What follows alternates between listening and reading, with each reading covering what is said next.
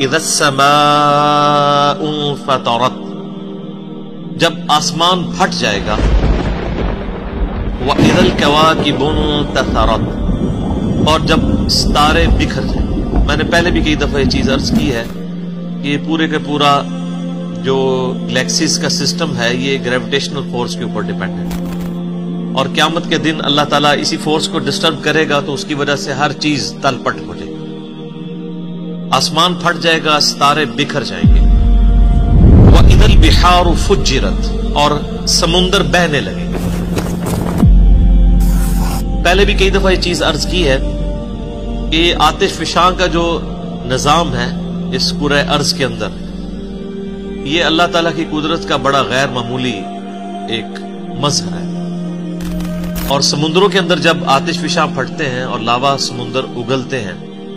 تو اس کی وجہ سے سمندروں کے اندر ویوز پیدا ہوتی ہیں، وہی سونامی کی فارم میں آ کے ٹکراتی ہیں، اور اسی کی وجہ سے جب یہ آتش فشاں اپنا لاوا اگلتے ہیں تو اس لاوے کی وجہ سے کئی ایک آئرلینڈز وجود میں آ جاتے ہیں، نئے نئے جزیرے وجود کے اندر آتے ہیں۔ اب آپ یہ امیجن کریں کہ قیامت والے دن جب اللہ تعالیٰ اس زمین کو کھینچے گا، وَإِذَا الْأَرْضُ مُدَّتْ، اور وَإِذَا آگے پھر آگے جاتا ہے کہ اللہ تعالیٰ جو ہے وہ زمین کو جو ہے وہ کوٹے گا اور بالکل فلیٹ کر دے گا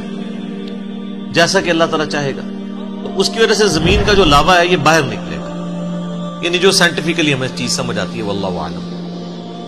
اور جب زمین کا لاوا اتنی کثرت کے ساتھ باہر نکلے گا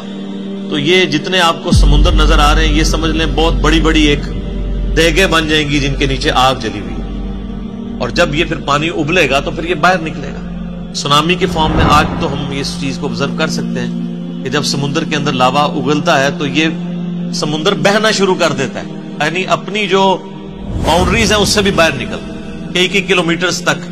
کوئی بھی راستے میں چیز آتی ہے وہ بچتی نہیں۔ تو یہ اسی نقشے کو کھینچا جا رہا ہے کہ قیامت والے دن سمندر جو ہیں وہ بہنا شروع کر دیں گے، یعنی اس طرح ان کے نیچے گرمائش والا معاملہ ہوگا۔ وَإِذَا الْقُبُورُ بُعْثِرَتْ، اور جب قبریں زیر و زبر کر دی جائیں گی، اکھاڑ دی جائیں گی قبریں، ظاہر ہے قبروں سے مردے باہر نکلیں گے، اور پچھلی صورت میں ہم پڑھ چکے ہیں کہ اللہ تعالیٰ یعنی ان کا ایسا کوئی سافٹ ویئر فٹ کرے گا کہ وہ سب کے سب جو ہے وہ میدان محشر کی طرف جمع ہونا شروع ہو جائے۔ عَلِمَتْ نَفْسٌ مَا قَدَّمَتْ وَأَخَّرَتْ، ہر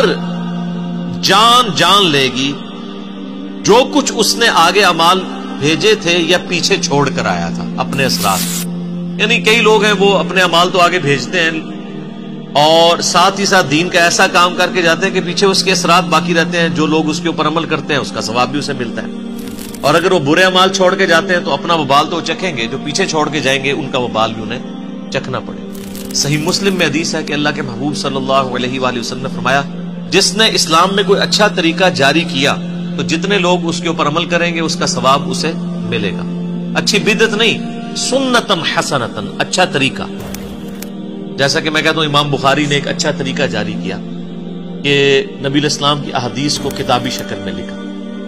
حدیثیں وہی تھی کتابی شکل میں، تو یہ ایک اچھا طریقہ ہے۔ اور آج کے دور میں اس کا اچھا طریقہ ہے کہ عربی سافٹ ویئرز بنائے گئے ہیں احادیث کی کتابوں کے، قرآن حکیم کے، اینڈرائڈ ایپس بن چکی ہیں، یہ سب کے سب اسلام میں اچھے طریقے ہیں۔ پہلے لوگ گٹھلیوں کے اوپر پڑھتے تھے، تسبیح کے دانوں پہ پڑھتے تھے، اب اس کی ماڈرن فارم جو ہے وہ الیکٹرانک کاؤنٹر کی شکل میں، یہ اسلام میں ایک اچھا طریقہ ہے۔ تو جس نے اسلام میں اچھا طریقہ جاری کیا، جتنے لوگ اس پر عمل کریں گے اس کا ثواب اس کو ملے گا اور ان کے اپنے ثواب میں بھی کمی نہیں ہوگی، اور جس نے اسلام میں برا طریقہ جاری کیا تو جتنے لوگ اس پہ عمل کریں گے اس کا وبال اس پہ ہوگا اور ان کے وبال میں بھی کمی نہیں ہے۔ یہ حدیث صحیح مسلم میں، اور صحیح مسلم میں ایک اور حدیث ہے کہ نبی صلی اللہ علیہ وآلہ وسلم نے فرمایا جس شخص نے کسی کو ہدایت کی طرف رہنمائی کی تو جتنے لوگ اس راستے پہ چلیں گے اس کا ثواب اس شخص کو ملے، یعنی اس کائنات میں سب سے زیادہ نامہ اعمال میں جس کے ثواب جا رہا ہے وہ امام اعظم محمد رسول اللہ صلی اللہ علیہ وآلہ وسلم، جنہوں نے پوری انسانیت کی رہنمائی کی ہے ہدایت کی طرف، اور جس شخص نے گمراہی کی طرف رہنمائی کی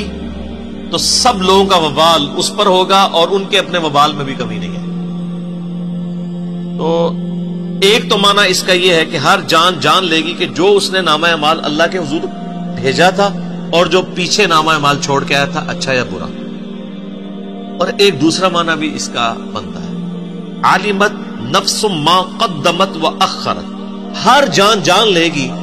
کہ جو کچھ اس نے مقدم رکھا اور جس چیز کو مؤخر کیا، جس چیز کو اس نے پرائورٹی دی اور جس نے اس کو پرائورٹی نہیں دی، کس چیز کو۔ یعنی ایک شخص دنیا کی زندگی کو ترجیح دیتا ہے اور اللہ کو اور آخرت کو پیچھے ڈال دیتا ہے، تو وہ شخص پھر وہ دیکھ لے گا کہ دنیا میں جو اس نے ترجیح دی تھی نا دنیا کی زندگی کو اور اللہ کو پیچھے ڈال دیا تھا، اس کا وبال چکھے۔ اور جس نے اللہ کو ٹاپ پرائورٹی دنیا کی زندگی میں ترجیح اول مانا، یعنی اللہ کو آگے رکھا دنیا پیچھے رکھی، تو اس کی جزا بھی۔ تو یہ دونوں معنی بیک وقت درست ہیں۔ عالمت نفس ما قدمت، ہر جان جان لے گی جس چیز کو اس نے مقدم کیا، جس چیز کو اس نے پرائورٹی دی، وہ اخرت، اور جس کو پیچھے چھوڑ دیا۔ کسی نے اللہ کو پیچھے چھوڑا، دنیا کو ترجیح دے دی، کسی نے اللہ کو ترجیح دی اور دنیا کو پیچھے